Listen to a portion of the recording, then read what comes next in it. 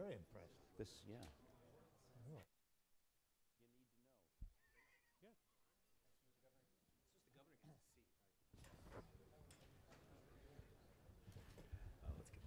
Good evening. Good evening. My name is David LeBlanc, and I'm the Wilson Newman Professor of Governance at the University of Virginia's Miller Center. It's my honor to invite all of you to turn off your cell phones. And it's my pleasure to welcome you to what promises to be an exciting, informative, and insightful keynote event featuring Secretary John Snow and Sir Mervyn King. Our mission at the Miller Center is to provide an environment to debate, discuss, and deliberate on issues relevant to the functioning of a democracy. We started working on this conference, devoted to unconventional monetary policy, life after zero, quantitative easing, monetary policy writ large, whatever language you want to use, and we used lots of different language earlier today. We began working on this conference last March as the Federal Reserve began discussions of how to exit from 3 episodes of quantitative easing. This tapering talk, if you will, spurred accusations of mercantilism and currency wars from emerging markets. It generated concerns about asset price bubbles bursting, and it led to increased commodity and equity price volatility. This afternoon, those of you who were with us were fortunate enough to be led through what I can't describe better than saying it was a masterclass in unconventional monetary policy, both in the United States and abroad. Panelists from the academy, the private sector, and the public sector took us through a range of issues, including the possibility or the actuality of negative real interest rates, a variety of exit strategies, both from history and in the present, the effect of commodity price bubbles, the possibility of financial regulation, and a variety of other issues. We covered so much ground that it is impossible to summarize. However, in the spring, a video of this event, along with side interviews with all of the participants, will be posted at www.millercenter.org. Alongside that will be the background essay written by Michael Bordeaux, and it is masterful. Okay. Before I introduce the director of the Miller Center, who will introduce the panel, a few words of thanks are in order. Rosemary Owen and Reed Forbes were drafted late in the game to provide logistical support and have done so tirelessly and with good humor. This event would not be possible without the generous and sustained support and friendship of Mortimer Caplin and his family. This is the 7th Caplin Conference on the World Economy, and Mort continues to be encouraging and supportive of our endeavors, regardless of where they have taken us. Jeff Chedister, though he works behind the scenes, is my partner in this endeavor, and he deserves a huge thanks. Last, and certainly not least, I want to take this opportunity to thank the director of the Miller Center, Governor Gerald Baliles. As most of you know, the governor is retiring from the Miller Center at the end of this month. I first met the governor in the fall of 2007, and I'm sure he remembers it better than I do. I visited the Miller Center after already receiving an offer to join the faculty at the University of Virginia. So I assumed that my meeting with Governor Baliles was going to be pro forma, that I would go in, he would say hi, he would welcome me, he would encourage me, he'd give me a pat on the back, and I would go on my way. I couldn't have been more wrong. We sat, and he had a manila folder full of my writings. He had looked at my CV. We talked about Sarbanes-Oxley. We talked about Glass-Steagall. We talked about the minutia of US financial regulation, and I was blown away.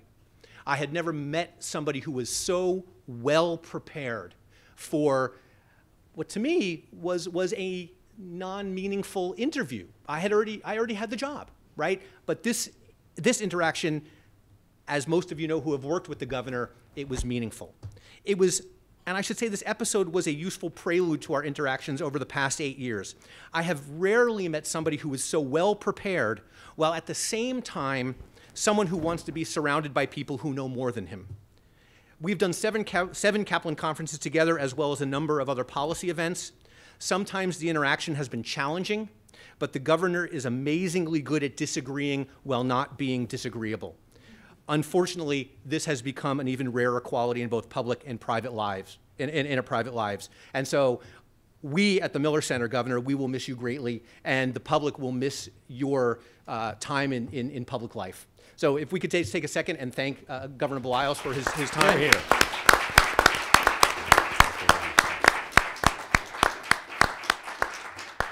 So let me introduce my friend, the governor of the Miller Center, Jared Lyles.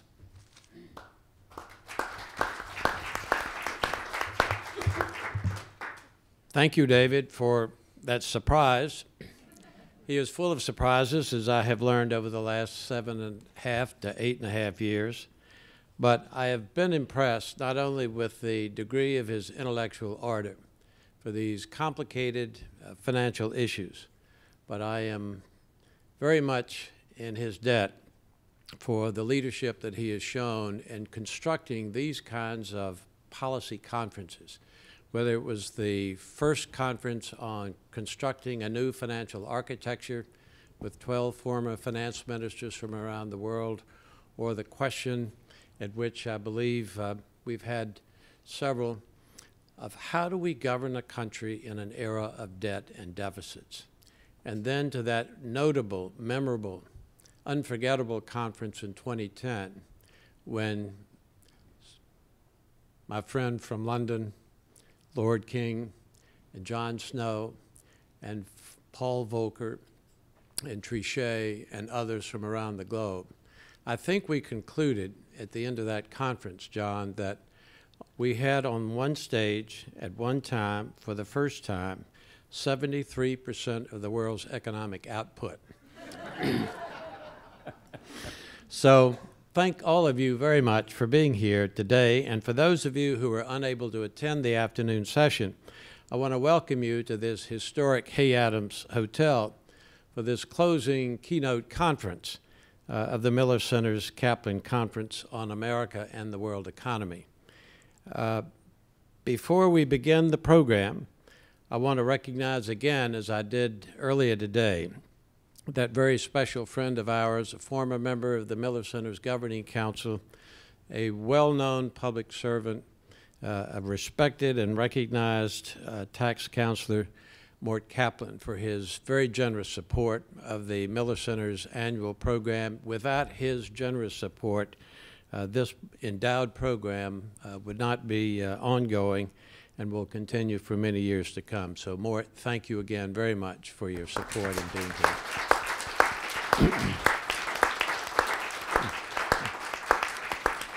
Well, as you've heard David LeBlanc say, today's been a very busy day.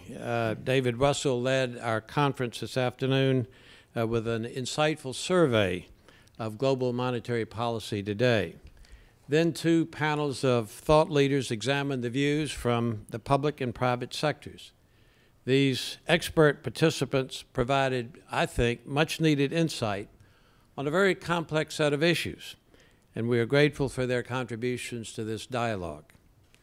The central question, as we know, of this year's Caplin Conference is, how do the public and private sectors govern in this era of unconventional monetary policy? I cannot think of a more qualified set of individuals to discuss this question than the 3 gentlemen seated before you. The Honorable John Snow served as the 73rd U.S. Secretary of the Treasury, a position he held from February 2003 until June 2006. Early in his career, John served in key leadership positions in the Department of Transportation before becoming a very important part of the railway industry. In 1989, he became president and CEO of CSX Corporation. 2 years later, he also became chairman of that company and would go on to hold all 3 positions until his appointment to the Treasury in 2003. He is currently chairman of Cerberus Capital Management, and I might also add that John earned his PhD in economics from the University of Virginia, and he has served as the Newman Visiting Fellow at the Miller Center. He and I have been discussing this topic for months, over lunch, over dinner, over the phone. I am considered to be very fortunate to have him as a friend and delighted that he's back with us tonight. Lord Mervyn King left the Bank of England in 2013 after more than 2 decades of remarkable service. He became chief economist and executive director of the bank in 1991 and deputy governor from 1998 to 2003. In that year, he was named governor of the bank and chairman of its Monetary Policy Committee, a post he would hold until 2013. Last July, he was appointed a life peer by Queen Elizabeth for his contributions to public service, entering the House of Lords as Baron King of Lothbury on July 22nd. Lord King will also be speaking at the second part of the Miller Center's Caplin Conference at the London School of Economics next month, for which we are very grateful. To facilitate this discussion, we turn again to David Wessel, one of the nation's most respected scholars and journalists in economic policy. David is director of the Brookings Institution's Hutchins Center on Fiscal and Monetary Policy, as you heard this afternoon. He joined Brookings after 30 years at the Wall Street Journal, right out of kindergarten, where he was most recently the economics editor and writer of the journal's weekly Capital column. He has participated in several of our previous programs, including the Caplin Conference on How Do We Govern in an Era of Debt and Deficits. I've read his books. I listened to him on NPR in the morning. I'm delighted to welcome here this evening. So David, take it away.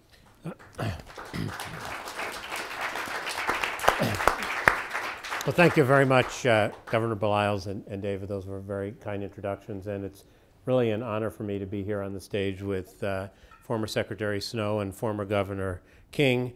I noticed when you were giving the dates that Mr. Snow had the good sense to bail out before the crisis. Mervyn King didn't have that good sense of timing. We can talk about that later. Mr. King, when we had this conversation this afternoon, there was a lot of talk about lessons from unconventional monetary policy, and I wonder if I could start by asking you, what have we learned here, the UK, Japan, and Europe about unconventional monetary policy, about making monetary policy once short-term rates get to zero? So I think the first thing to say is that I don't regard the asset purchases, known as quantitative easing, as unconventional. I think buying assets to inject money into the economy is a very standard central bank operation. What is unprecedented, and I think that's the right word to use, is the sheer scale of it and the length of time for which rates have been held at zero and money's been injected in. So the question is, what do we learn from that? And I think the most important lesson that we should learn from it is that, first of all, that monetary policy is indeed effective. It is powerful, even when interest rates are zero, that injecting money into the economy can work through a variety of mechanisms that used to be talked about and understood before economists wrote everything down in equations. You inject money into the economy, people buy various assets, risk premia fall, people take more risks. All of these things feed through in one way or another to greater spending, to lowering the value of the exchange rate, and it has some effect. But increasingly as time goes by, that effect diminishes, because ultimately what monetary policy is doing is to persuade people to spend today rather than tomorrow, and you can do that for a short period.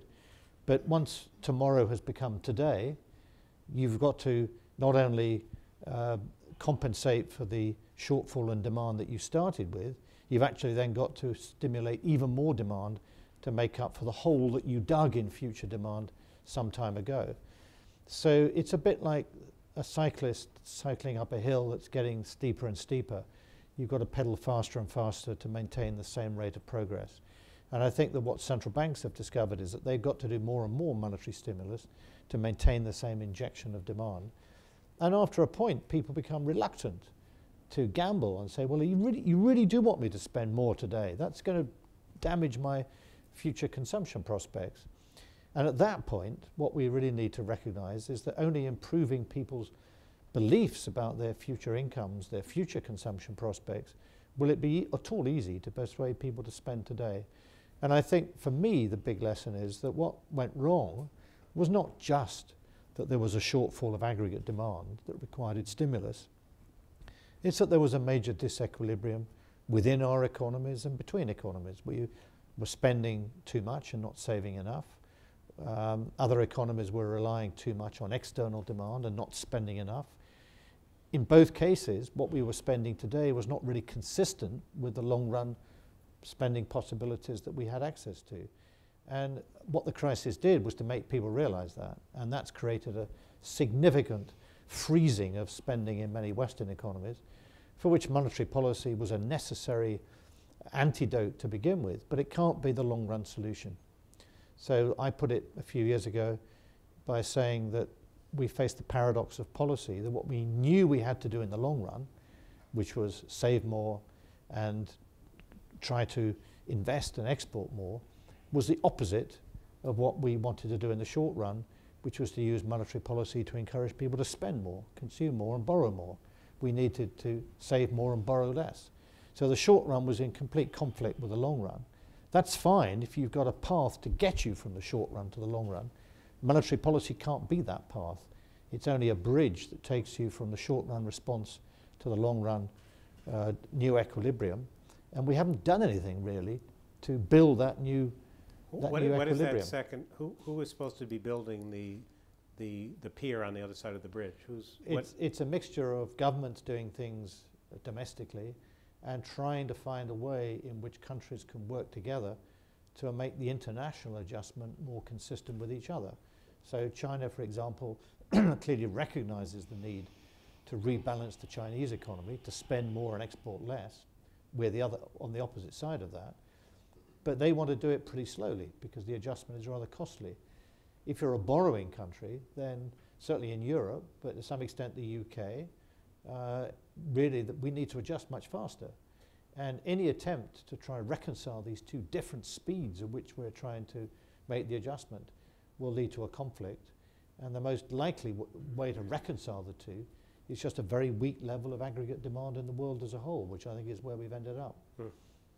Mr. Snow, there were a lot of issues raised this afternoon about the risks of all this unconventional or perhaps better unprecedented scale of conventional policy. One of them was that somehow we are basically creating the next bubble, that having so much money in the economy, monetary policy easy for so long, it's going to come back and bite us when it's over. You play a little bit in the markets in private equity. Do you worry about that we are missing the signs of financial instability now? Are we creating tomorrow's problem today? Well, the truth is nobody knows. The honest answer is. But I don't think so. You'll take PEs, for instance, on equities. They really aren't much out of line with historic levels. And that's probably a pretty good indicator. The inflation, which was, the great bugaboo of QE, hasn't materialized. In fact, that's the complaint about QE, is that it hasn't raised inflation levels faster. And we've always got to be on the alert. But I think the monetary authorities in the United States and the world have been right to focus on deflationary risks for the last 7 years. Risks that we've sort of forgot about, actually, for many years, but which we now realize were lurking. Even as we had the great moderation, which Mervyn King was very much part of bringing about, even as we had the great moderation, the deflationary risks were hovering around. They were there. And then they got triggered with the events of '07, and then they bit us pretty hard, and now we're finding they're really hard to dislodge. So no, I think, although, David, I think we're getting to the point, actually, if we're not at it now, we're going to be at it very soon, where the risks of deflation are outweighed by the risks you mentioned. And so, in my view, it's probably time to normalize monetary policy in the United States, to return to more proven, timely path of growth and stability and so on, the rules of the past, rather than keeping the metal to the pedal. Governor King, one of the things that, as a result of the crisis, we've turned to central banks for is, okay, we understand we screwed up, we had a lot of financial crisis. You guys, and you as central bankers, you take charge of financial stability. In the UK, it's rather explicit. The two committees of the Bank of England and the U.S., it's less explicit, but I think widely understood that the next time we have a crisis, the chair of the Federal Reserve will be hauled before Congress and asked to explain, why did you let this happen? So first, are we asking too much of central banks to deal with short-term economic stabilization, avoiding inflation, keeping unemployment low, at least at our mandate, and maintaining financial stability? Well, the short answer is yes. I mean, I explained just now that I think at this stage of the downturn, the slowdown, although there's a recovery in sight, I'm not a complete supply-side pessimist, so I still think there's a big gap in the long run, if not in the short run, between how much the economy is capable of producing and how much we're producing now. But the idea that we can get back to that level simply through monetary policy, I think, is misleading. I think also that there's a whole range of things which are meant by financial stability. Some of them are essentially macroeconomic in nature, the level of asset prices, which reflects everything that's been going on. People talk about bubbles a great deal, and the only obvious bubble is the observation that the level of long-term interest rates, both nominal and real, is extraordinarily low. And this is not just something that's happened recently. This has been the ultimate outcome of a secular fall in long-term real interest rates. The explanation for that is not just monetary policy. Monetary policy accommodated it, but I don't think it created it. That's very much to do with globalization and the patterns of saving within the world economy. But that has been responsible, if interest rates are very low, for pushing up asset prices. Now, in many ways, exactly the same is true of credit. People say we've had a great credit bubble, this is a disaster. But you know, it wasn't the case that people suddenly exogenously decided to go out and borrow a lot for the hell of it.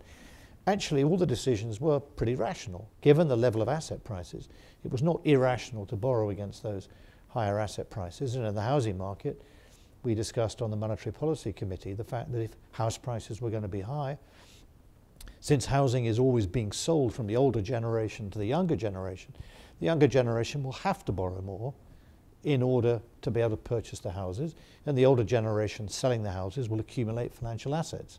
So you had a big inequality between generations, but the net indebtedness of the household sector wasn't going to be changing a great deal. They'll be holding financial assets for the sellers, and the borrowing, the debt will be in the hand of the buyers. And that's carried on for a whole range of different asset markets. So I think that what we should worry about is not bubbles or financial stability in particular markets.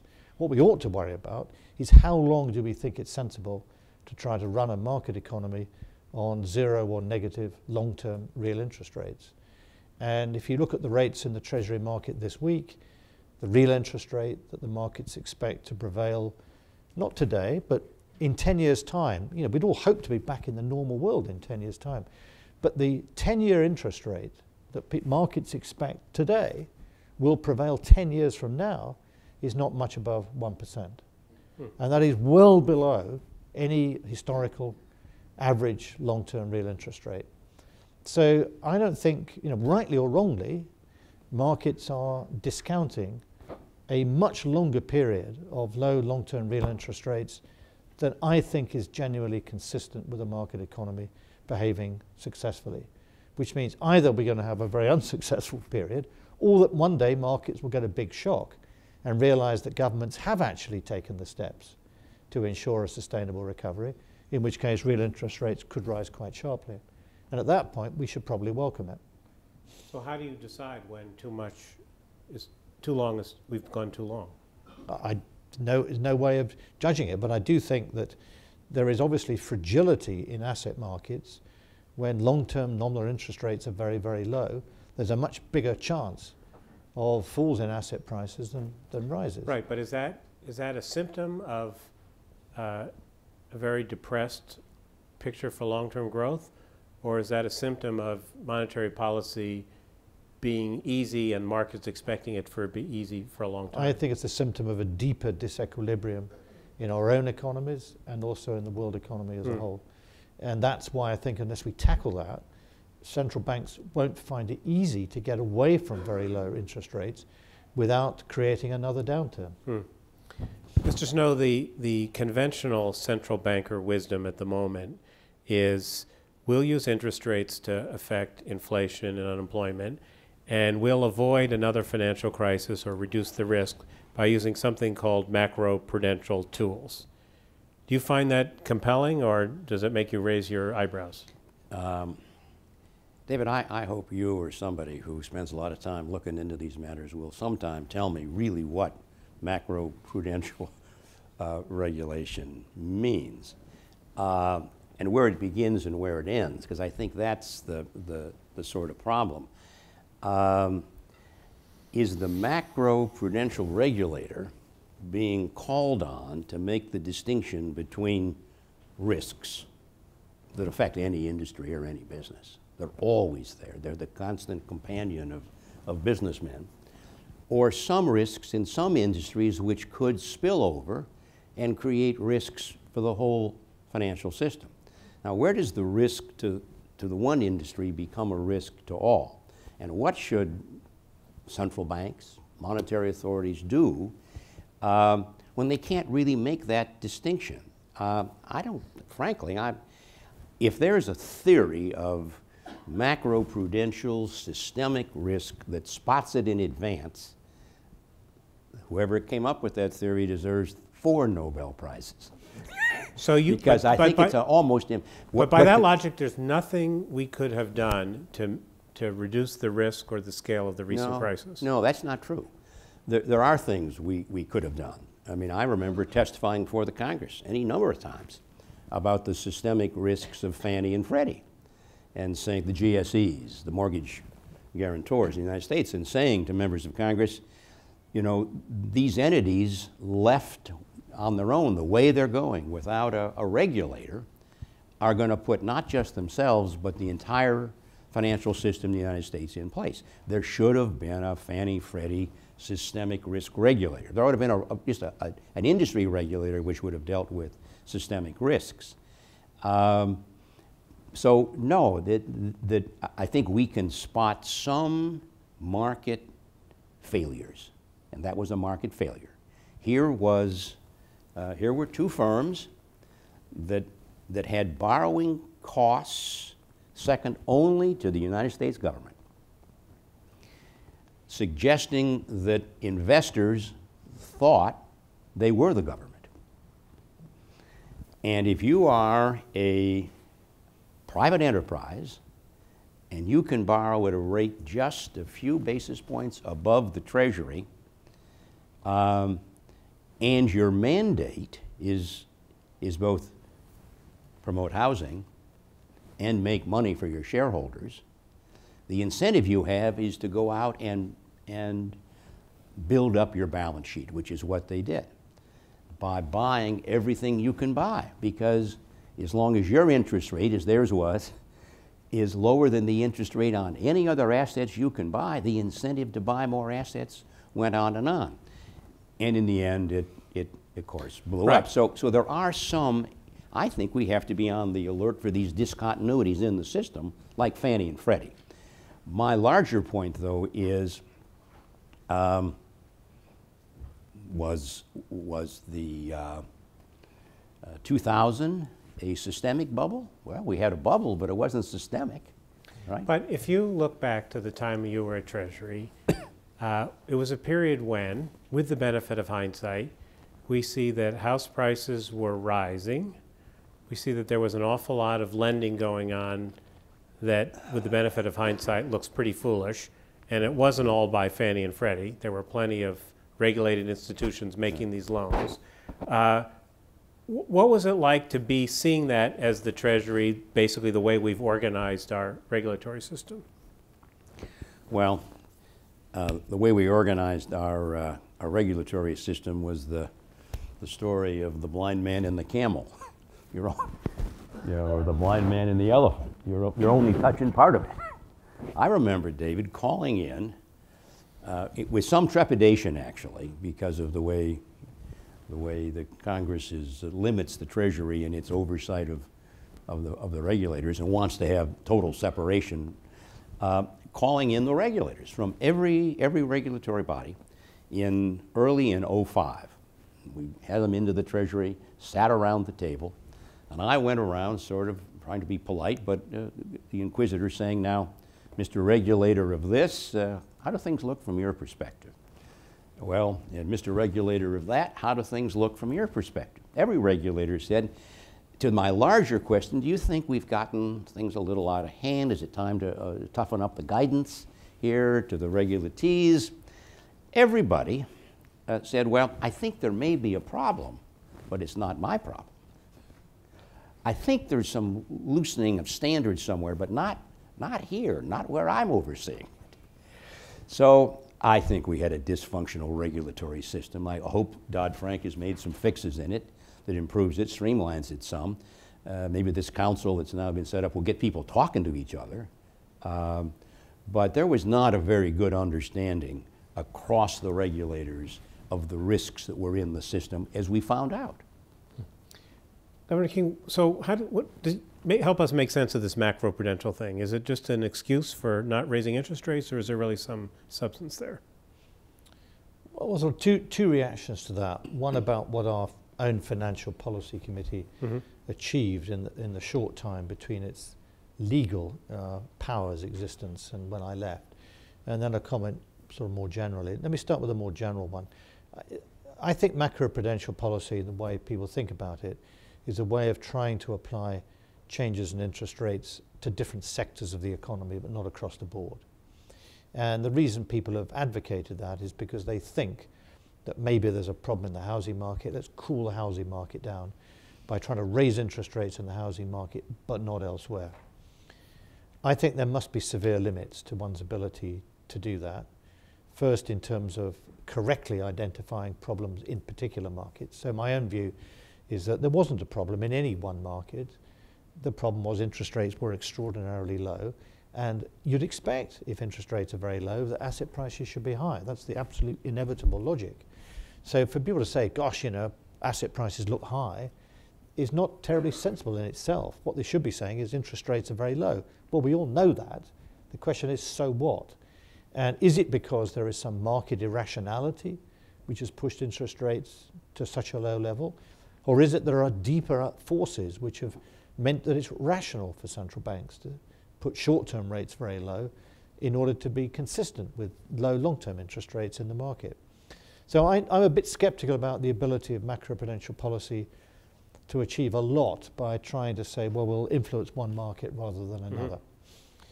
The more general point, though, I think, is that the Financial Policy Committee at the bank proved incredibly useful in one respect. What we discovered, we too had a dysfunctional regulatory system. Now, I think, before I criticize it, let me give a possible counterfactual scenario where everyone would have concluded the opposite. Let's suppose that instead of the crisis we saw in 07 and 08, that what we'd seen instead was a whole series of scandals about fixing Forex, quotes and LIBOR and all that. So Unthinkable as that may be. Unthinkable though it was. Let's suppose all that had come out then, okay? Everyone would have said, thank goodness we set up the Financial Services Authority, because that's what they're good at dealing with. And the Bank of England would be hopeless at dealing with it. Thank goodness we took the powers to regulate away from the Bank of England, gave it to the FSA. What happened, in fact, of course, was the opposite occurred, that what we saw was a prudential regulatory problem with banks having too little equity capital, too much debt, and getting into significant problems with too much leverage. And FSA spent no time looking at that at all, frankly, because Parliament and the press and government didn't want them to. They wanted them to focus on the other issues of enforcement and so on. So they did what they were asked to do.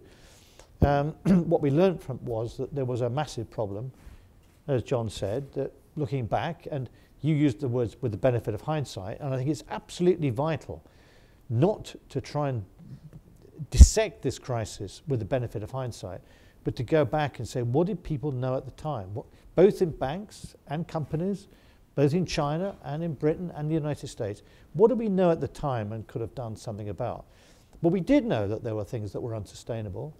And when we met at the IMF, everyone concluded that the way all this would come to an end was probably a sharp fall in the US dollar, not a collapse of the US banking system. And what was missed, I think, was the extraordinary sensitivity of any financial system to such high levels of leverage. Now, that wasn't a regulatory fault in the sense that this was a market problem. So the way I used to put it after the crisis, when people were saying that regulators are asking the banks to hold too much capital, was to say the following. So how much capital did a bank need to finance itself with? How much equity did a bank need to use in its financing structure to persuade financial markets to lend lots of money to banks at very low interest rates?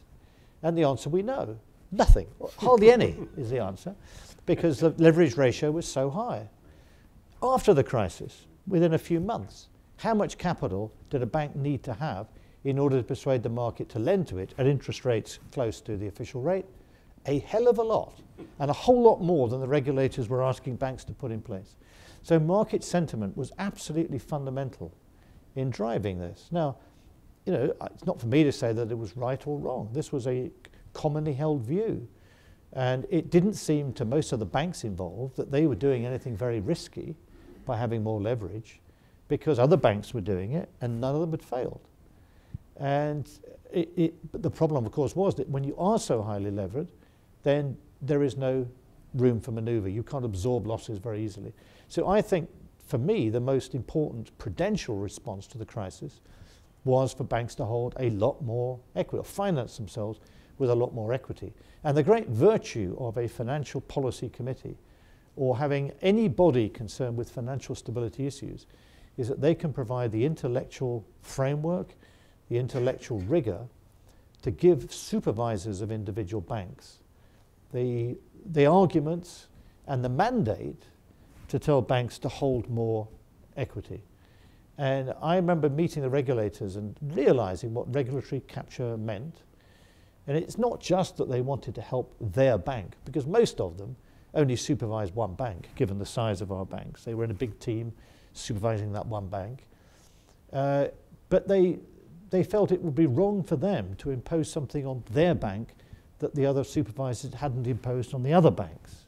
So there was a complete prisoner's dilemma problem here.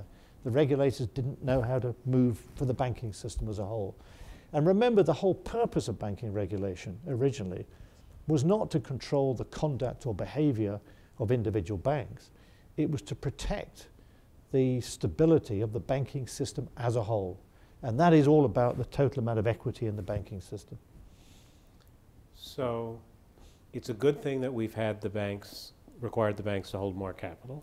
Yes, and we still probably got a long way to go, I think, in my view. We haven't pushed them far Well, enough. the United States has just announced that they intend to ask the big banks to have more, and I think other countries will respond. And the advantage of the part of macroprudential supervision that you think is most useful is this sense that we're looking across the banking system, Yes.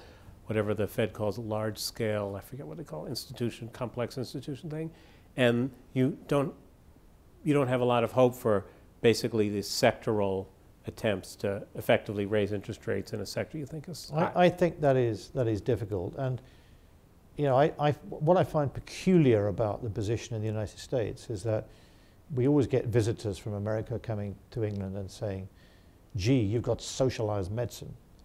And then I said, well, I say it's got some advantages, etc. Then I come to the United States and I say, but gee, you've got socialized housing finance. And how on earth did a market economy end up with the financing of the housing system being through the government? That is absolutely extraordinary. There is no European country I can think of that's gone down that road to anywhere near the same extent.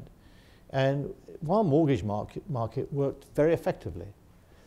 And I think the problem is that if you don't recognize that clearly house prices will rise if interest rates are very low, and if house prices rise to high levels, people will borrow more to buy a house. Mm-hmm. These things are generated by the low interest rates. They're not independent causal factors that created the crisis. These are things which are natural and normal, and indeed completely rational given the low level of interest rates. If you're worried about this, look at the low level of interest rates. Right. Don't start to mess around with the housing market. So you think interest rates, central banks are holding interest rates too low right now? Well, that's not for me to judge. I fortunately come gave on. up that. No, No, they're the people. We have a wonderful framework. Each central bank has got its own. If it's good enough for them, it's good enough for me. I think the problem that central banks face is that they are running, I don't think they can probably do a great deal more. They can do a bit to stimulate demand. But what the world economy desperately needs is not more easing by central banks. But central bank governors have started themselves now to talk about this question by saying we're not the only game in town. Right, right. And I think the difficult thing for them is how to, they don't run away from doing what they can do, which would be the result of just raising interest rates a lot tomorrow. But they've got to do something, I think, to make it credible to governments that unless other people do their thing, if they merely carry on where they are, we're not going to get out of the predicament we're in. Let me just add a couple Please. thoughts here with Mervyn. You and I sat around countless G20, G7, G8 meetings for a number of years there, 03, 04, 05, 06, where there was sort of a consensus among us. You'd hear people say, aren't we underpricing risk in the global economy? And we said that at Treasury. And Treasury had, as I'm sure the number 11 had, a continuing task force looking at threats to the financial system and to the economy. And you'd meet periodically and assess the threats, and you triggered my thought that the threat we thought in that period was a weak dollar. So how do we respond to a run on the dollar? And we had meetings of the crisis committee, and we had the Fed in, and we had and how do you keep the Fed wire working, and all the things, the technical stuff you got to look at. But it wasn't the dollar. We knew, I would say, in 05, 06, that if housing prices didn't continue to rise, the housing paper was going to have problems. The banks would have problems with their mortgage assets, mortgage paper.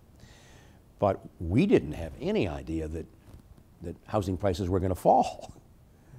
And neither did the banks. And then, you know, your larger point, I think, is so valid. It's captured in that famous phrase by the president of the bank of Citibank, Citicorp. You know, why are you doing this? Well, we're going to continue. We're going to continue this as long as the music's playing, and the music is the level of the pricing of risk. And the music was saying, let's keep dancing. But I had a qualifier on that. I'm sure he thought there was plenty of liquidity. If there's a run, we got a stack of liquidity against which we can play the hand. And then it turned out that, and that may be one of the lessons, David, just how fast you can become illiquid. I ask you to comment on that illiquid, because you lived it with Northern Rock. So let me comment on the liquidity thing in a minute. The other key thing, I think, is that after the crisis, people again looking at it with the benefit of hindsight. Why didn't you spot this? Why didn't you spot that? So the reaction has been to throw money and resources and people at this and create lots of units to monitor more and more parts of the financial sector. And the trouble with that is that the more people you have doing that, what you'll get is more and more things identified as potential weaknesses. Right. And you get bogged down by detail, and you'll miss the one big thing that could come along. And most of the big things that come along are very hard to decide in advance when they will go wrong. So, you know, the imbalances in the world economy, people knew it all had to kind of come to an end at some point, but nobody could know when, or the precise mechanism by which that would come about. And that we need to recognize. So if you can't anticipate the future, and we can't, then stop pretending you can and stop paying thousands of state employees to do that, and simply work out how could you make the system a lot more resilient and robust to something happening that we can't easily identify in advance. And the one thing we do know that is robust is having more equity capital. Because John mentioned earlier on the dot-com bubble bursting in 2000. It didn't do a great deal of damage. Why? Because it was spread, or even the total loss was much bigger than the subprime mortgage loss. It was spread across a wide variety of people and institutions who lost the value of their equity. it didn't lead to default and bankruptcy or runs on financial institutions. And that, I think, is the key lesson, having more equity and less debt.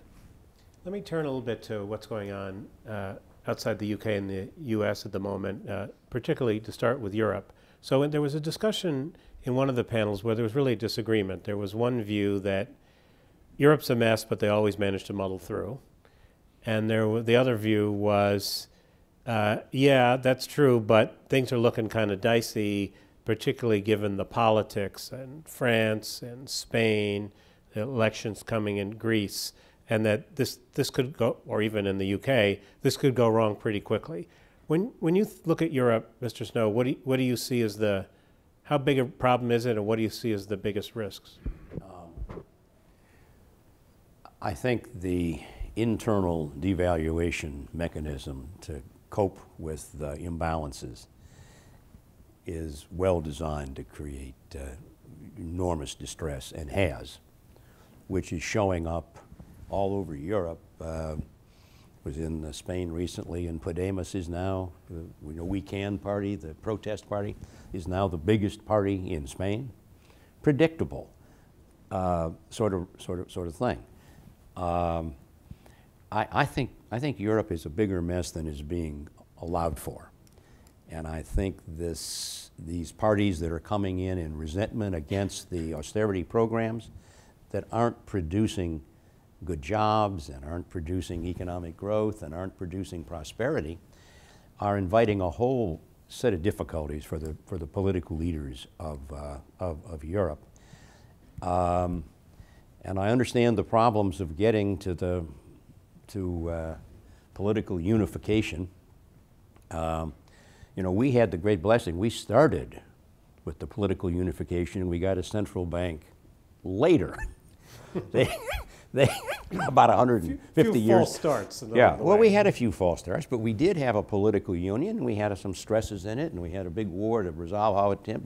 But my point is, the central bank the single currency, which is what the United States has, came way after we worked out the problems of a political union, and I'm intellectually troubled by how you can make that system work without political union and without the sort of normal transfers that occur within our political system. Mr. King, is there an intersection between what's politically possible in Europe and what's economically necessary? Not with the current leadership in Europe, no. But I suspect that the fate of the monetary union will depend on whether the peoples of Europe decide to stick with the current political leadership, despite the misery that it's creating in southern Europe, or whether parties will arise in some of those countries and reject those policies and demand something completely different. And I think it's very hard to predict how that will come out, because it's not an economic issue, it's a political one. But I mean, John is absolutely right that the terrible mistake that Germany made was not to insist that those who truly believed in European Union shouldn't learn from the United States and say, we will move gradually and steadily towards political union, and monetary union will be the crowning achievement.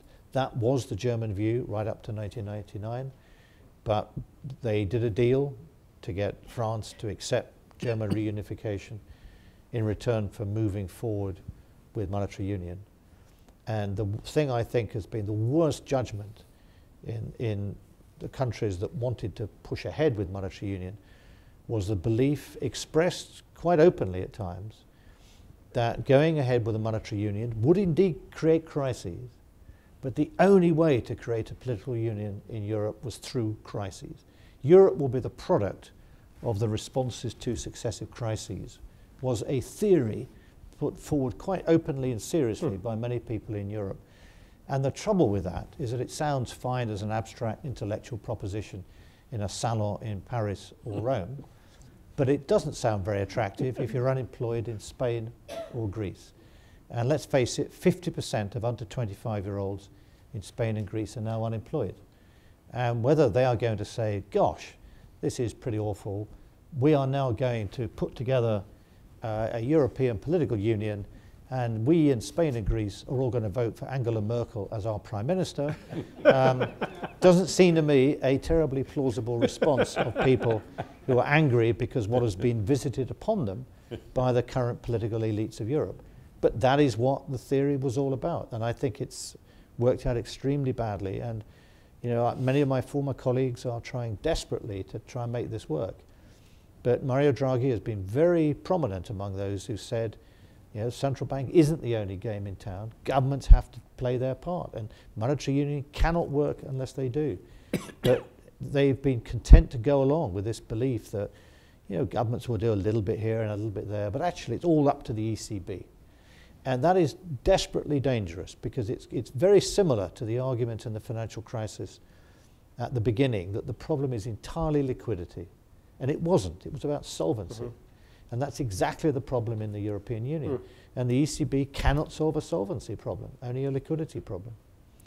And I don't see any prospect of the politicians currently in power facing up to it. None of them seem to me to have the breadth of view and vision to understand this. And if they do, they certainly aren't willing to inform their own electorates of it. So I think this is a very difficult and awkward position. And I do not know how it will end up. You're going to get to that point in an interview where you say, like, well, there's the question I should have started with. What about Japan? They're doing a pretty big experiment. What have we learned from that? I mean, a regime change, really. Well, you announce 3 arrows and you fire 1. And I'm not sure whether that's an experiment of the original conception or it's or not. But Japan wasn't doing as badly as people like to think. I mean, it's conventional wisdom, particularly on this side of the Atlantic, that Japan was a basket case. I remember the former governor of the Bank of Japan would go around at meetings and try and very politely point out that the reason Japan had economic problems was not really because they were Japanese. and people scoffed and laughed a bit and said, of course it's because you're Japanese, you know. and of course, now we're facing the same problems. People are getting terribly interested and excited about what we can learn from Japan. There's a limit to what monetary policy can do. There's a limit to what fiscal policy can do when the size of the stock of debt becomes very large. And in the end, you have to get down to deal with the fundamental structural issues about how much people are saving and how much they're spending. But you know, undoubtedly there were mistakes early on after the property bubble collapsed in Japan. They didn't recapitalize the banks anywhere near fast enough. They took much too long over it. They now recognize that, and they were very keen, more than any other country other than the Scandinavians who went through the same experience in the early 90s, to point out to us that we really had to be serious about recapitalization. If that means nationalizing the banks temporarily, so be it. But you don't mess around when you recapitalize banks. You get on and do it. Once they'd done that, and they ended up in a position where real growth of GDP per head was as good as ours for a decade. So it's not as if they've had a disastrous period at all. They were beginning to get back to the position in which structural changes in Japan might actually help. And I would worry a bit that the emphasis again on monetary policy enables politicians to sort of say, okay, the central bank's doing it, we can relax a bit. And that's what the central banks cannot allow to happen. They can say, we'll do our bit to try and boost demand in the short run. But that doesn't mean to say that you can sit back and relax. You have to we're giving you the opportunity to make structural reforms and changes in the economy work by supporting demand in the short run. And because of us, your reforms may be more acceptable and more successful. But if you don't take the opportunity of them, then we won't be able to help very much down the road, and you'll be stuck in an even worse position. Mr. Snow, if we'd been having this conversation 20 years ago, China would have been a footnote if we mentioned it at all. But of course, today it's, thanks to their growth miracle and their enormous foreign exchange reserves, it's hard to have a conversation about the global financial system without thinking about China. And I think, as with Europe, there's kind of two views. One is, these guys are amazing. They have a lot of resources. They have a lot of central government control. Whatever goes wrong there, they'll probably be better able to handle it than we think. And the other view is, this is one big volcano those guys are sitting on, and they're not going to have another decade like the last three, and it's only a matter of time before they have something that makes Lehman Brothers look like a high school prom. Which side are you on? I remember going to my first meeting of the G7, and talked about global flows and talked about trade and talked about the state of the global economy. And I left the meeting and came back to Treasury and said, probably to you, Chris Smith, who was Why chief, the hell do I have to go to these things? well, that too. You're in it. You're in it. No, but that too. But no, but the more important point was, we're talking about all these things, but something odd about this conversation, because the big imbalances aren't in this room. They're between people outside this room in this room. Why don't we get the people outside this room that would be useful discussants on these subjects inside the room? So the next meeting, we invited the Chinese finance minister, Minister Jin, and Zhou Xiaoxuan, the central bank, and all of a sudden we started to get really much enriched conversations. And you can't really have a conversation about the global economy now if China isn't at the table. They just are so important to the flows. How much of a risk do they pose to us of them having some asset bubble, banking crisis, whatever? I think there is an unquantifiable risk of that. I mean, I think it is not a system based on the sorts of corporate governance principles that we have in the United States or that the UK has. It doesn't have any Sarbanes-Oxley. Try and read. Is that a plus or a minus? I think it's, if you want to be an investor, you ought to have financial statements that somebody says are true. We probably agree on that. True and believable. And they don't have that, which explains why their equity markets don't perform very well. And why their corporations are having a hard time getting listed, because they don't know how to comply with the listing requirements of the London Exchange or the US Exchange. So I think there's a real risk there that underneath what has been a phenomenal 30 years of growth are a lot of loose ends that could really create serious problems. And it is a market economy only in some ways. How much, I'd like to see some of these good economists you spend so much time with tell us, what portion of the Chinese economy is directed or the capital flows, are directed in response to market principles with risk evaluations, and how much are the result of somebody saying we ought to build a tower over here or build a new city over here? And what's the expected rate of return on most of those investments? And what's the collateral worth? And what's the risk of the loan getting repaid?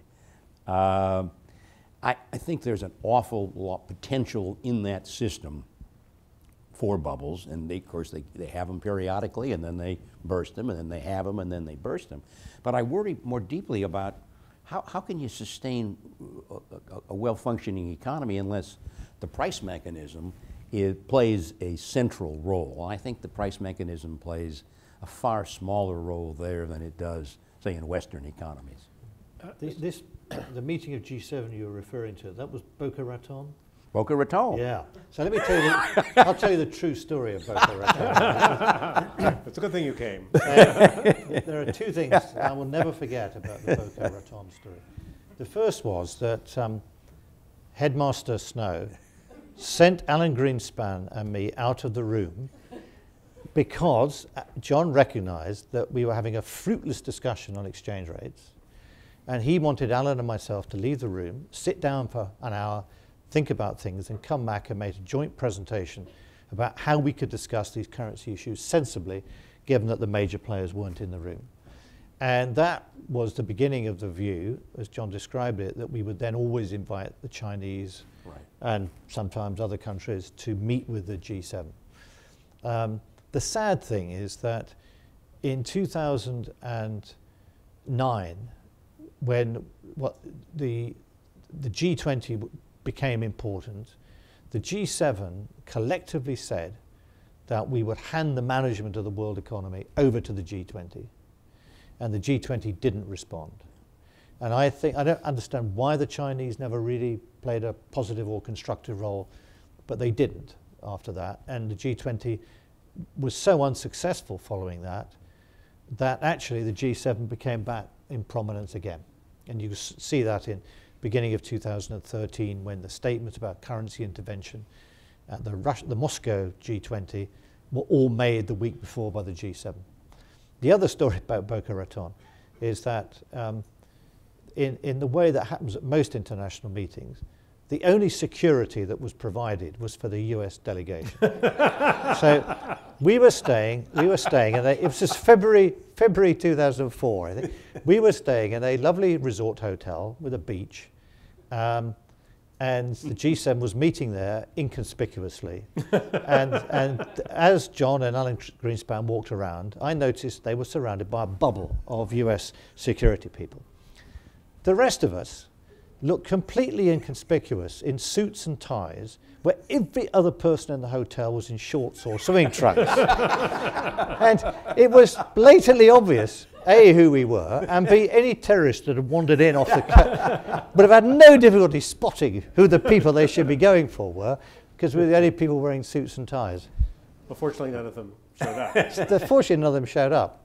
Mervyn also took on, at my request, a major assignment to assess the potential for macroeconomic surveillance by the IMF, because we were worried that how do we get the Chinese on the wavelength with good macroeconomic, global macroeconomic policy. And you made the presentation, and and that was really the giving the ball to the IMF, Yeah. and I was frankly disappointed they didn't take it. No. They didn't run with it because we gave it to them. John is the only US official, in my experience at the bank, who made any serious attempt to reform the IMF and to get it to play a proper role. Let me just ask you quickly the question I asked John, and then we'll go to the audience. I think what I was trying to ask was, how resilient do you think the Chinese economy is, the Chinese system is? Well, you had these two descriptions at the beginning, and I think you can believe both of them. So what I was struck by as you were speaking was, in the autumn of 2008, after Lehman Brothers had failed, and before we'd started to see the policies steady this ship a bit, that my colleague in Brazil would ring up and say, what's going on? Steel sales are collapsing or car sales are collapsing. My Indian colleague would do the same. What they would say to me is, gee, these are your words, right? Gee, these guys are amazing in America. They have lots of innovation. They're very productive. How come their system can be collapsing? And so it's possible to believe both that you have an economy which is full of innovation and very productive and successful in the long run, but still have these fragilities in the financial sector. And that's what we've learned. And I think you don't have to believe that China isn't as good as people think it is in terms of its fundamentals or the quality of the individuals to believe that there are very big fragilities in their financial system. And when you add John's points about difficulty in governance, the fact that there isn't that sort of market discipline across all sectors of the economy, that they have quite serious problems, I think, in the financial sector. And it looks as if they're trying to do something about them. It'd be interesting to see how far they're willing to sacrifice headline growth rates in order to create a more stable financial system. One of the consequences, maybe, David, of the 2007-2008 financial crisis, which we in the West, the United States and in the West experienced, is that any credibility we had for building the sort of financial discipline which I proselytized to them, a strong financial market oversight, build real lending institutions, privatize more of the financial sector, build a strong financial sector. Came a cropper because it didn't. We had our huge pratfall on it, characterized best by a conversation I had 3 or 4 years ago with a fellow named Wang Shishang, who became probably the most important figure in financial matters in the country. And I ran into him somewhere, and he said, "Oh, Mr. Secretary, good to see you, good to see you." He said, "Do you remember all those visits teaching us about financial markets and how they operate? Do you remember all that? You came over any number of times." He said, "I think our teacher needs to go back to school."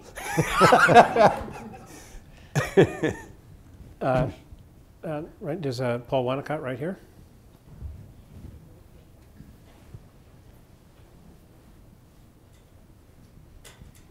Thank you. I wonder if there isn't too much emphasis on the amount of equity or capital and not enough on the quality of the assets held. As 2008 illustrated, capital can disappear in an awful hurry, like over a weekend, if you're not paying attention to the asset quality. And the second part of that is, how do we pay attention to the asset quality in a serious way, given the conflicts of interest facing the rating agencies? I have a little story to tell about Canada, which I don't know whether people are interested in or not. But Absolutely. I should say, Paul was a senior professor at the University of Maryland back in 1964 or 5.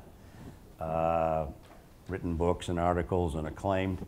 And I owe him a great debt of gratitude because he took me as a young assistant professor under his arm a little bit and protected me from the other senior faculty members. So I'm always grateful to you. well, the thing I remember is once when we decided we'd throw around a basketball and went down to the court, and we were thrown off by the coaches because we were not members of the team. But at any rate, I have a story from Canada, which I think is true because I've gotten from two very serious people who are in a position to know. And that is when David Dodge was the head of the Bank of Canada, succeeded by Mr. Carney, he saw some funny stuff appearing on the balance sheets of the banks, having to do with mortgage-backed securities. So he called in the major bankers and said, "What is this stuff? Could you explain it to us?" And they couldn't, so he said, "Cut it out." And that, plus a quite different situation in the mortgage market, were one of the reasons why Canada was a dog that didn't bark in the economic crisis. So I think my reaction to that is that I don't think you should expect regulators in some sense to supervise or manage the system as a whole. I mean, the Canadian banking system did come through the crisis better than most, but in part it had a much less competitive banking system. Now, we could go that way. This is, in some ways, what happened between the end of the Second World War and financial liberalization in the 80s, where we deliberately chose to have a less competitive financial system, and it was more stable. But I was refused a mortgage as a young man by the banking system in Britain. That wouldn't have been true later on. There are real costs to not allowing the private sector to operate competitively. So I think, given how complex the balance sheets of banks are, it is much better to say, look, the owners of banks, and in particular the creditors of banks, ought to have a very big incentive themselves to monitor to whom they're lending and to make those judgments, not a group of regulators. The only way to do that is to ensure that there is enough equity capital in the bank to mean that both the shareholders and the creditors do not believe that the government will step in to bail out those institutions. That clearly was not true leading up to the crisis. We sent out teams to talk to people in financial markets about what they were doing in the banks and other institutions in London. And we'd ask them, what risks do you see? And they'd talk about the risks. And then we'd say, what about the really big risk? And they said, oh, well, we're not really worried about a really big risk because that would be your problem, not ours. And they were right. And they were right, absolutely right. So I don't think it makes sense to run a banking system by saying that it doesn't really matter what the managers do because the supervisors will call them in and tell them if particular types of transactions are safe or not. That has to be, I mean, if you really believe that, then you should fire the managers of the banks and get rid of the shareholders and nationalize the banks, because that's ultimately the logic behind it. And I don't think we want that. We know what a nationalized system of production will achieve. So if you want a private banking system, ultimately the banks have to be responsible for the assets that they hold on their balance sheet, and not the regulators. And I think simplicity is the best approach to regulation. I think what really struck me in the run-up to the crisis and the responses to it was people's wish and willingness to get bogged down in detail. I mean, I was accused of reducing the number of people doing work in financial stability in the Bank of England from 140 to 120. And I said, well, you know, we're not regulating anybody in the bank at that time, so we've got to write a financial stability review. 120 is too many in my view, not too few, but you have to compromise. But the result of having that number of people was that our financial stability reviews were impeccable, because they identified dozens of detailed things that were problematic about the financial sector, any one of which might or might not have gone wrong, and any one of which you might or might not be able to improve. But you're micromanaging at that point, and I think the purpose of prudential regulation is not to micromanage, but to set down very simple, broad standards to limit, in my view, the leverage ratio of institutions, to make no bailouts a credible commitment. So, but I'm sure you would agree that the quality of the capital matters. Oh, absolutely. We kind of fell down on that. We've moved some in the direction there. But do you think the stress tests are a useful way to yeah, I calm do. some of I fault? think stress tests are a very useful way, not least because you're not pre-committing to a set of regulations which the banks can then game and arbitrage away. You're entitled with a stress test to keep changing the stresses against which banks have to meet. And I think that is a more productive way of doing it. Now, that means you can certainly form judgments about this is a stress on certain assets that you have to take into account. But the objective is the same, which is to work out how much capital the bank should be financing itself with against that particular composition of the balance sheet, not to tell banks you can't lend to these people or you should be lending to those. So the European Central Bank's asset quality review, you think that was going too far or not? Well, it's a stress test. It's the fourth one they've done, but each of them has had the characteristic that they don't believe there should be any stress or any risk on sovereign debt. Right. Okay, so that's one of the problems of getting involved in the state forming judgments. They may make good judgments, but they're perfectly capable of making bad ones for political reasons. Secretary Snow, it's delightful to hear that that you're talking about regulatory reform and the importance of regulation and appropriate regulation. But given the political environment that we have now in the midterm elections, there's this sense that any regulation on any business is somehow or another anathema to a business being successful. So how do you get appropriate regulatory reform in this political environment? Well, that's a $64 question, back when $64 meant something. I've struggled with this for years and years and years, that fundamental question. Ask yourself, do you think there are any regulations that any regulatory agency has issued in the United States where the costs exceed the benefits? Probably. For years, when I was active with the Business Roundtable, the CEO group of the biggest companies, we tried to sell the idea of a proposal that no agency should issue a new rule regulating whatever unless there was an evaluation that its benefits exceeded its costs. And if its costs didn't, they shouldn't do this. In fact, OMB implemented some review of regulations like that. It didn't come to much. Congress didn't want to touch that legislation. A perfectly, seems to me, reasonable and principled idea that you shouldn't issue regulations that do more harm than good. a standard cost benefit. It got no support in the Congress of the United States. It couldn't possibly pass the Congress today. Because to move that forward, somebody would say, the interests would say, well, you don't care about clean water, or you don't care about clean air. Well, I do care about clean water, and I do care about clean air, but regulations that cost more to improve water than they improve the environment probably aren't useful. So the large question, I think, that comes out of this whole episode since 07, 08 is, and Dodd-Frank and the response of regulators is, sure, we're trying to make the system safer. And that's a positive thing to do. But at what cost? And as we make it safer, is there a price being paid in terms of private sector ingenuity? Is there a price being paid in terms of the intermediation process, which is at the heart of a well-functioning economy?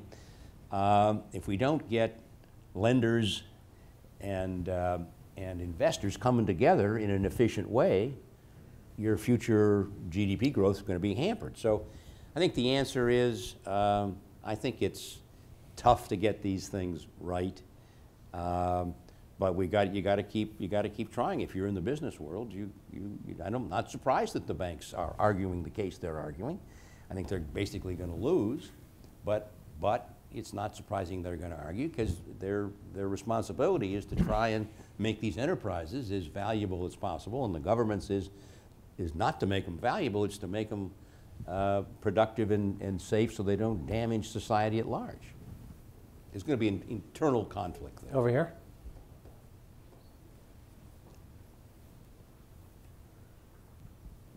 Thanks, Ira Strauss. I've worked on Atlantic integration affairs for many years, and European. I'm deeply moved by two historical things you've brought up. One about the G7 and G20, and it's like a family history for me that there's an Atlantic and a global level of institution. And the thought that it's a competition of the one or the other, that seems to me it was a mistake to say let's transfer from the G20 to the G7. It's a mistake to say it's terrible the G7 is revived. They're both needed. And I think it's a very sad thing that this heritage of 75 years ago of thinking about the need of an Atlantic level to help the global level isn't transmitted to later generations. We shouldn't view these as negative things against each other. That's my feeling. The other deeply moving thing, Mervyn King's recollection of 1989 to 91, the Germans had the right position. And it's deeply moving also because I don't think it's fairly presented. I felt at the time, and I wrote a lot about it, that the British and French made a deal at the expense of the Germans. The British got their opt-out, the French got the common currency. They both agreed to staunch the common foreign policy, the strengthening of the European Parliament, the strengthening of the political union, the increase in the use of voting in the European community that the Germans wanted. The British got that alongside the French. They staunched it, and they told the Germans, if you don't agree, you'll be called bad Europeans. They were being called bad Europeans. All through the American press, we were repeating what the British said about that. The Germans were being bad Europeans for not going along with this bad deal. The Germans had to cave. They couldn't afford to be called bad Europeans by the Brits, Americans, and France, the conquerors in World War II, who still held them on probation. That, I think, is the history. You were sort of getting to that, but I think we need to remember the whole history there. It's very sad, that wrong turn that was taken. Sad for the reasons you gave. I would add NATO made equally bad mistakes in dealing with the post-Cold War period. Fundamentally, we all winged it. We had no plans for making good of a world that was handed to us on a silver platter. We did it just on the spur of the moment. That's probably the underlying reason, but it's helpful to recall that history to avoid such mistakes. Do you want to respond, Mervyn? Yeah, so I mean, I don't think anyone in Britain would have called Germany bad Europeans for not pressing on with political integration in Europe. I mean, we clearly wanted to stay aside from that, and nothing would have made Britain happier than if Germany had said the same thing. So, I mean, you're certainly right that both Britain and France had reservations about German reunification, and there was a deal done. But the deal about monetary union was the French wanting monetary union. The British would have been only too happy if that project had not gone ahead. And it's very unfortunate for Germany that they allowed themselves to overcome their own hesitations, correct hesitations, about the order in which this was done. And I think had they stayed their ground, they would have been in a stronger position now to argue with the rest of Europe that they needed to form a closer political union. It wouldn't have included the UK, clearly, but it would have included others. But I think the very important thing which you raised, which is most important, is that nobody can easily foresee the future. And so many of the mistakes that get made, with the benefit of hindsight, look as if people did things that are wrong. But actually, we have to put ourselves back in the shoes of people making decisions at the time. And that's why apportioning blame doesn't make any sense.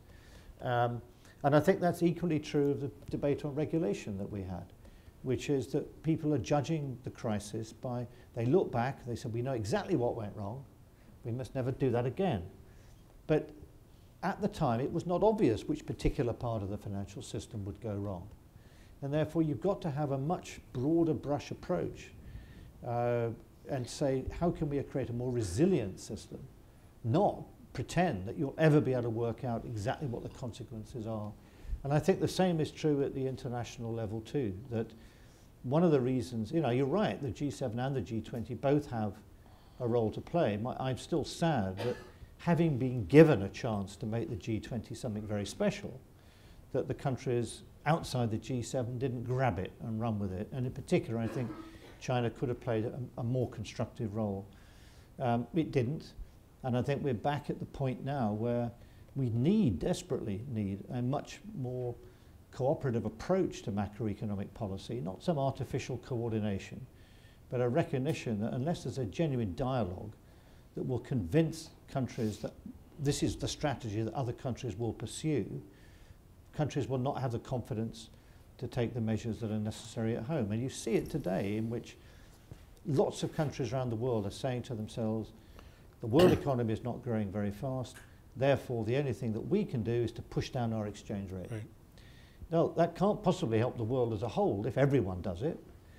In the 1930s, it did work, because going off the gold standard meant that although there was no long-run competitiveness gain, that was zero-sum, every country eased monetary policy. And we're not in a position where that's feasible now to a significant extent. So we do need a world forum, a place where countries have a confidence in talking to each other about economic issues. Well, it seems to me, I just want to extrapolate something you said, because I was struck when you were talking about the G7, the G20, and the IMF, is that, so we know one way to make the system safer is to make it more resilient and more capital in the banks, and it would be nice if we all got along, but it's a question of structuring global institutions so they're adequate to the times. And we have been bequeathed a set of institutions that were built after World War II that in many cases serve their purposes and then some, but I sense that we're at a point, and I thought that was the point you were making about the G20 and the IMF, where we're struggling to redefine these institutions or replace them with institutions which are up to the early 21st century, which is very different than 1947. Well, that's true, and I think the idea of trying to have a repetition of the Bretton Woods conference isn't going to work. We wouldn't be able to get that many countries together again and forge a new framework. But I still think the question of international leadership and a recognition that, to coin a phrase, we're all in it together, is important. And remember that if you went round central banks in the last 20 years, the conventional wisdom was the biggest contribution that we can make to the world as a whole is to get policy right for our own country. Mm-hmm. Now, up to a point, that's true. But there comes a point when in circumstances like today's, that isn't true. And actually trying to together to find a way out of this would pay off. I think we have time for one or two more, ma'am. Can you hear me if I speak like this? Yeah. I think it's better if you use the mic because we're taping this. Thank you. Interested in your opinion, Governor King, about what you were saying about the sort of whether the sustainability of the European Union is feasible or not, particularly given the events recently, sort of the rise of the far right in Greece and even in France.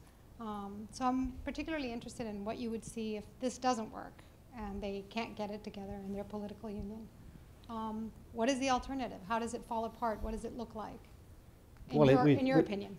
It'll be a shambles and a mess, but nevertheless, 2 or 3 years down the road, the countries that left the euro and devalued would grow quite rapidly. I think that's well established from historical analogies, but it will still be a mess. But of course, the real problem that we're facing, and the reason why European politicians are actually stuck, and they can't go forward, they can't go back, is because any alternative from now on is a bad one. Everyone is a bad one. And what they're pretending is that something will turn up and get them out of this mess. But there is no simple answer to how, there's no painless way through this because of what they did in creating the monetary union in the first place.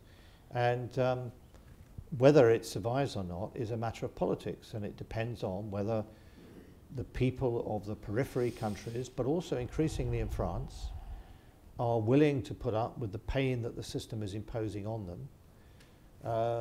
Or if they're not, then they will take action.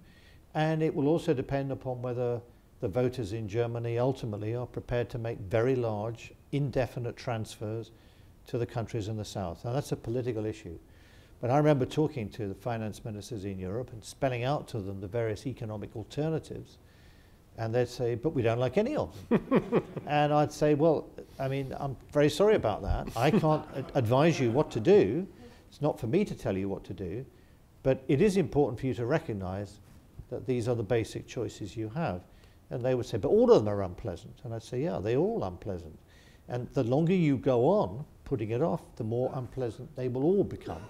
So I think that is a fundamental problem. And you mentioned, you know, parties of the far right. I remember talking in our internal meetings with the government in Britain in 2010 and saying that if the policy was to encourage and ensure this system carried on, the risk was that you would see the rise of extreme political parties in Europe because of the costs imposed.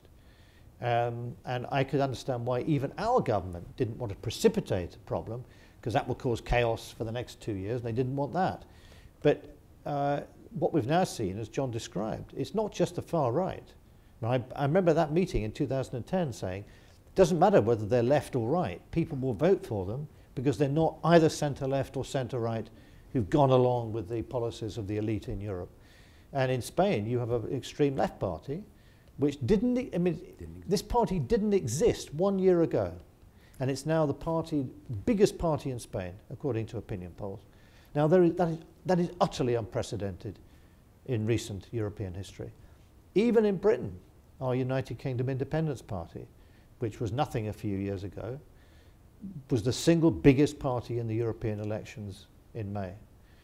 And right across Europe, there is a disillusion with the parties imposed by, it doesn't matter whether it's a centre-left or centre-right government party in power, they're all pursuing the same sort of policies. Austerity without any other policy to offset the effects of austerity on demand. And somehow we expect all this, people to absorb this and put up with it. The 1920s, Britain went back to the gold standard, needing to regain 10% competitiveness. We couldn't do it. We left the gold standard. We had the Great Recession as a result of the austerity that was imposed around the world and the collapse of the US banking system. We are trying to revisit on countries, we're trying to impose on them what happened to us in the Great Depression.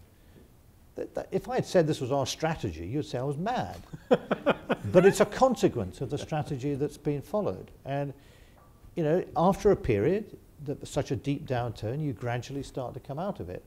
The issue is whether they'll come out of it fast enough without any additional help to keep the political consensus on this project going, or whether they will not. But the costs imposed in the last 10 years, or the last 5 years, have been so great that it's certainly set back the cause of political union in Europe. The one thing which is not at the forefront of politicians' minds in Europe today is political union. And when Mario Draghi talks about the need to centralize lots of decisions on structural policies, well, he's certainly spitting into the wind in terms of the viewpoints around Europe, but he's not spitting into the wind of what is necessary to make a success of the monetary union. And the tragedy is, in some ways, that why on earth a central bank governor should be in the position of having to say these things is extraordinary. It's got nothing to do with the central bank. It's got everything to do with the politicians in Europe, and they're running away from it. So we're out of time, but I kind of hate to end on that note. So let me try. Mr. and Caplin's got it. an optimist. Oh, Mr. Caplin. Yeah. I'll look back at history. Mike, right, where's the mic? Yeah. We're looking back at history now.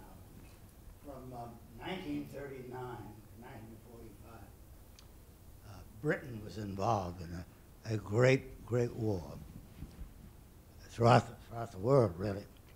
And the question is, how well did the financial system work, and how is it governed under those circumstances? Well, essentially, we had an oligopoly of banks. There wasn't a great deal of competition. Remember, which many people in this country forget, that whereas the United States had a tremendous collapse of the banking system in the 1930s, Britain did not. We didn't have bank failures in the 1930s. We still had a Great Depression because of the impact of the downturn of the world economy and the austerity at home. But we didn't have bank failures. And in large part, that's because of the extraordinary safety that was imposed on the banking system.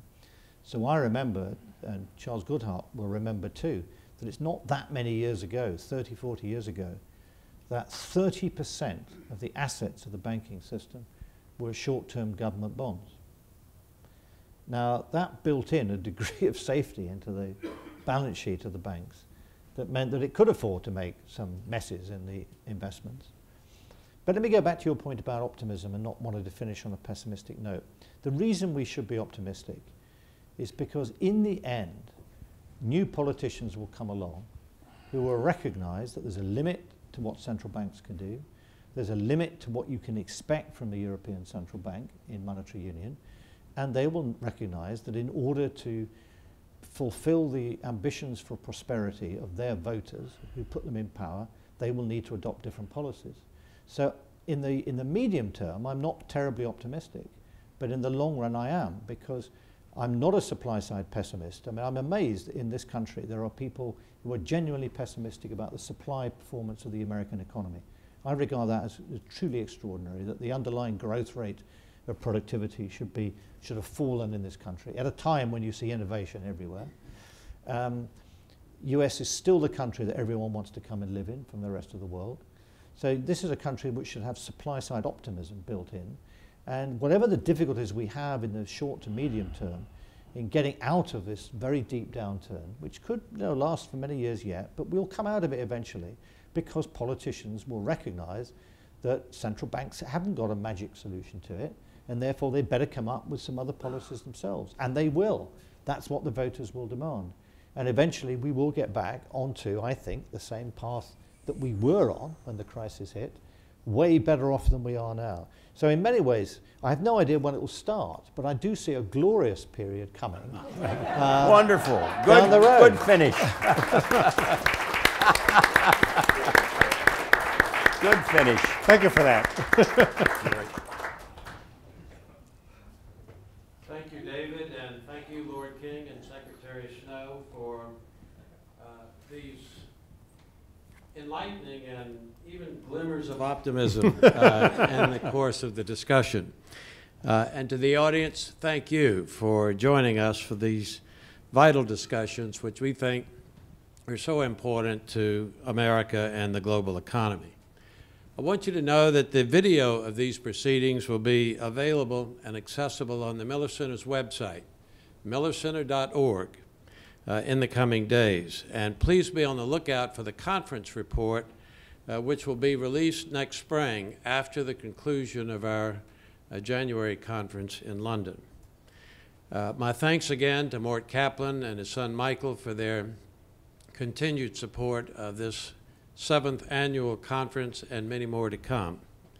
And to close this year's conference, I'd like to welcome to the stage the chairman of the Miller Center's Governing Council, Gene Fife. For those of you who were here this afternoon, you know that he set up and managed the Goldman offices in San Francisco and London during the 80s and 90s. He's founding principal of Auto Capital, a private equity firm in Charlottesville. He's a non-executive chairman of Eclipses Corporation, a member of the board of Caterpillar, and a wonderful friend and an invaluable source of advice and counsel for all that goes on at the Miller Center. And I'm welcoming him to the stage to adjourn our meeting. Gene?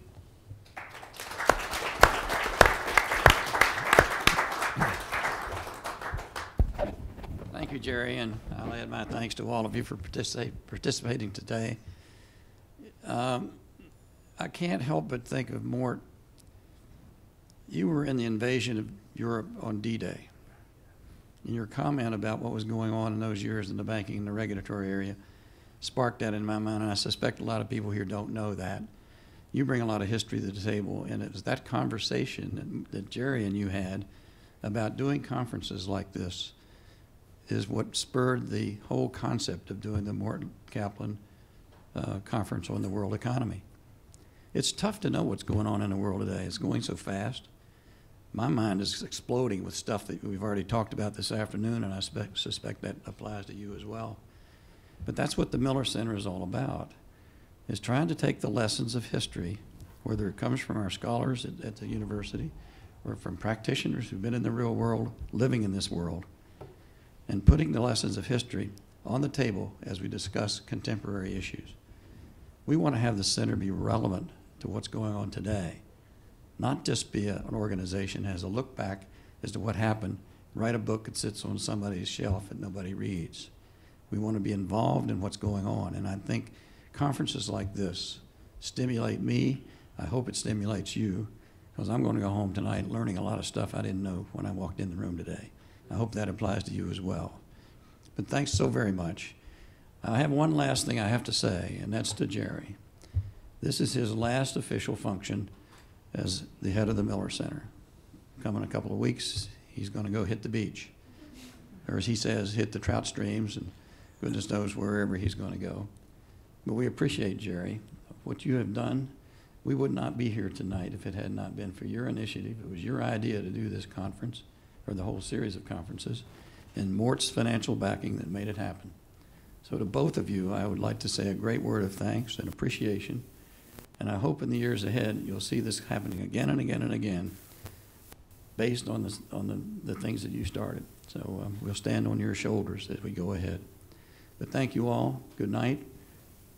The meeting is adjourned. Thank you. Mort Caplin was the head of the IRS. Your revenue service? He was, yeah. He was head of the revenue service. Thank you. That was great. I was working on some kind of benediction, but yours is much better than